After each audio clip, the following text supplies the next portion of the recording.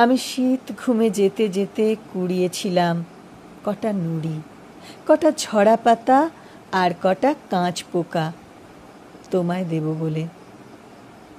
তুমি বুঝিয়ে দিলে সহজ সমীকরণে।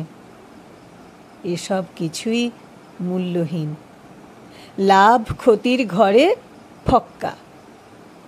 দিন শেষে আঙুলের কড়া গুনে দেখলাম যে কটা অনাঘ্রাত স্পর্শ তোমার জমিয়েছিলাম, সে তো শুধু আমার ভাবনার আতর ছিল।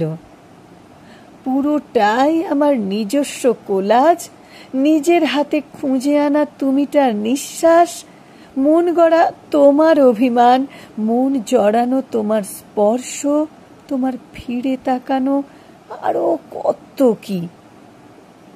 মনও সায় দিল, বলল, ধুর, এ আবার হয় নাকি? ডায়েরির কটা হলদেটে পাতা আর 2 ফোঁটা নিব নিংড়ানো কালি আর উদ্ভট সব নিবিড় ভাবনা, এসবে একটা আস্ত মানুষ কোথায়? তবুও আমি সে বারবার শীত ঘুমে যেতে যেতে চিলেকোঠার ঘুড়িটা ঠিকঠাক করে রেখেছিলাম। লাটাইটা খুব হাসছিল, সুতো ছড়িয়ে এদিক ওদিক, বলছিল বুঝি, আবার ঘুড়ি ওড়ানো হবে?